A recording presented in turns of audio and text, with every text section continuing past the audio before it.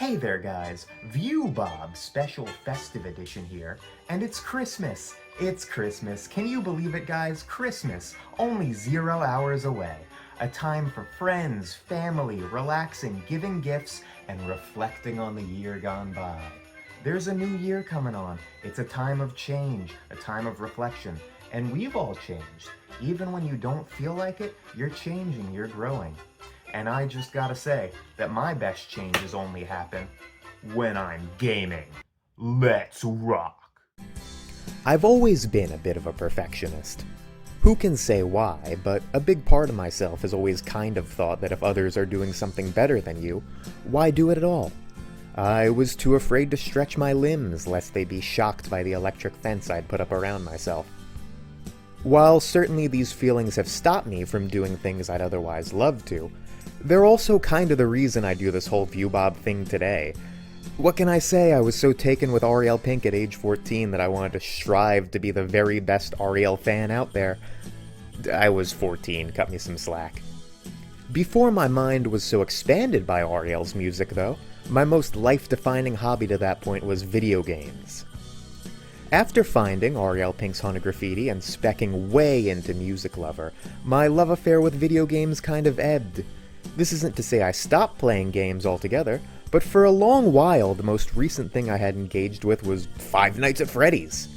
Then, in 2023, the unthinkable happened. Classic Game Room returned to YouTube, and for a moment all was right in the world.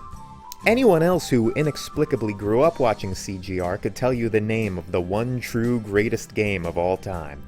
A hard-as-nails shmup of spaceships, red, blue, and green. Say it quickly now. Truxton! Rah! Despite years of shouting Truxton at inappropriate times whenever something reminded me of CGR, I had never actually played it. I marched over to Steam and without a second thought picked up the shiny new remaster of Truxton. And oh man, it was tough. This game was evil, dude, like literally evil. There's this sense throughout the game that it's watching you, adjusting its strategy in real time to better kill you in the most unfair ways. Every shot seems not just targeted at you, but targeted directly at where you will be in a split second. And that isn't even to mention when the game starts blanketing the screen in bullets and sending enemies at you from behind. It's cruel and frustrating, and somewhere along the way I found myself having a lot of fun just endlessly throwing myself at this brick wall of a video game. For once in my life, there was no shame in failure, coming over to this genre where the game over screen was a common sight. When it finally happened, my first credit-feeding, rewind-abusing victory over Truxton felt like one of the most significant achievements of my 20s. I had to have more. I spent the next few months discovering all the early 90s classics, Raiden 2, Danpachi, Batsugun, Musha, Gunbird, the PC-98 Toho games, all in the service of reaching towards the specter that loomed over my shmup-loving self. The bullet hell. Maybe even a bigger part of my draw to the bullet hell was their nature. It was hard to feel bad if you sucked at Danmaku's. Bullet hells were this end goal that put a ton of pressure on me to get better so I could do cool shit like this. All that pressure broke, though, when, giving in to my younger brother's pleadings, I finally played. Yeah, so I don't know what happened. Growing up, I loved Earthbound and Yume Nikki especially, and I was certainly around when Undertale came out, I just kind of never engaged with it, at all. Like, up until shockingly recently, it was my osmosis knowledge that Sans was going to be some sort of surprise villain, being that I had seen his wacky battle all over the internet. In fact, when I completed the pacifist ending, I was surprised to find myself not fighting Sans at all, although I did quite enjoy the finale anyhow. Digging around a bit, I was reminded of the one other thing I knew about Undertale, its morality system. You see, I had been strictly sparing every enemy, because I knew this was how you were supposed to play the game. It was tough, but again I was triumphing over all odds to do the right thing. Eventually, fighting against all my inclinations, I was on the genocide route, and I got to the Sans fight. Oh man, it was brutal. Like, not just, oh, I gotta get good. It felt literally impossible. I must have died 20 times before even seeing the first turn. It felt like this battle required some skill set I wasn't capable of possessing. But I thought back to my brother and girlfriend, my two muses of sitting down with Undertale, and as to not disappoint them, I kept on. Slowly, through Googling strategies for the battle and starting an entirely new run to optimize my inventory, I got to the fabled final attack, and died on that final circle of Gaster Blasters. I was consumed with rage, but also consumed with a kind of excitement. In the blur of all the adrenaline, it totally slipped my mind how truly impossible it felt to pass that initial attack. And here I was, 22 turns later, almost to the finish line. I could do this. After a few tries, I finally beat him. My heart was racing. After weeks and weeks of feeling so helpless to the funny Skellington man, I finally got his ass. I was ready to bullet hell. Looking through Reddit threads recommending bullet hells for newcomers, I found one sentiment at the forefront of all of these lists. You are not playing for a 1cc. A 1cc, or a 1 credit clear, refers to how shmups tend to work on a credit system. Of course, in these games you die in one hit, and 3 deaths tends to make up a life. Lives are often called credits in these games, harkening back to their arcade origins, so a 1cc is kind of the perfect sweet spot for bullet hell challenge runs.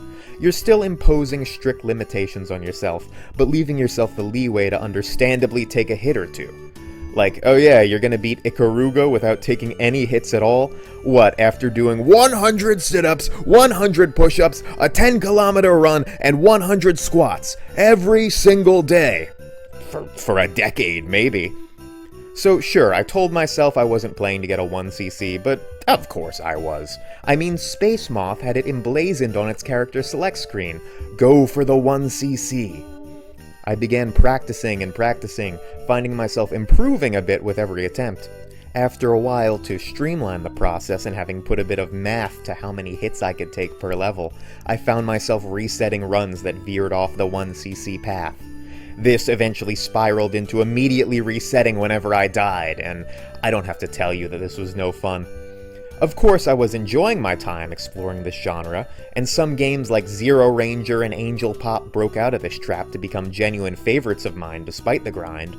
But like most other hobbies in my life, Danmaku's had become a job.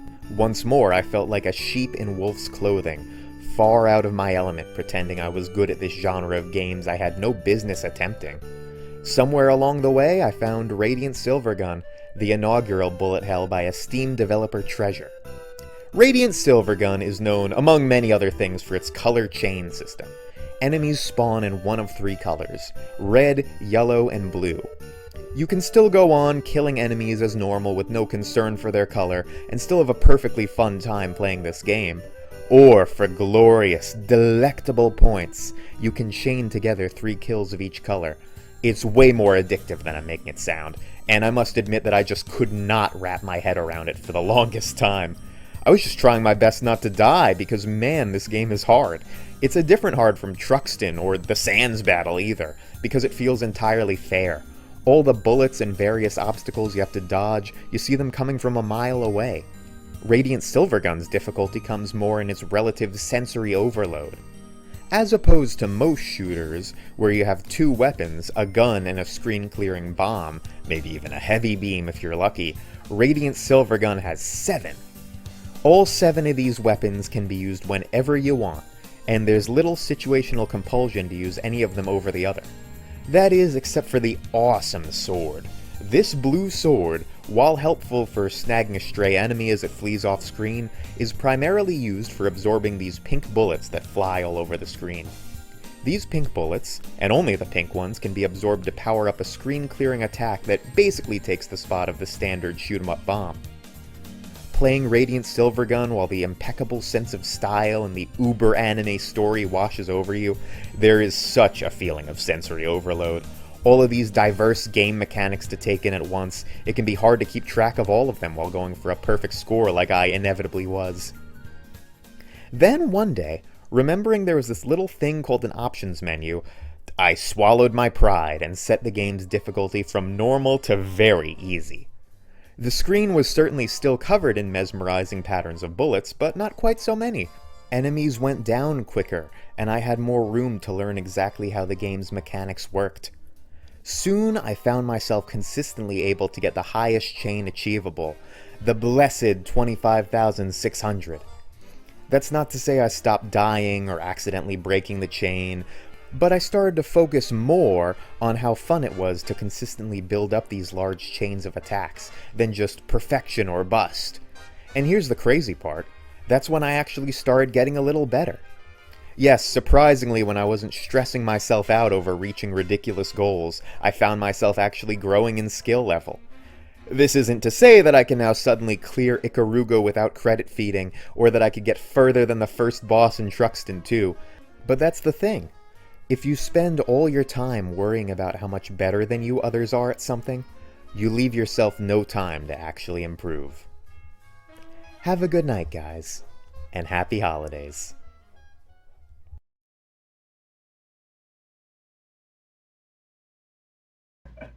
Oh, come on now. You know, I think Ariel's really got at least one or two more Scared Famous tier albums if he tries hard enough. Oh yeah? Do you really think so? Well, maybe.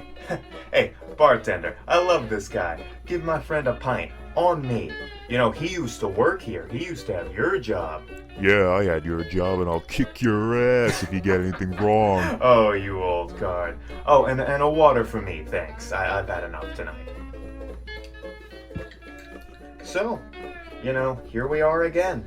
Yes, we are. So, what feelings are you going to talk to me about this time? You know me so well. Yeah, you know, I just been thinking a lot lately about what a people pleaser I am. Oh yeah? It's my worst vice, and I know that sounds odd to complain about, but No, I just, not at all.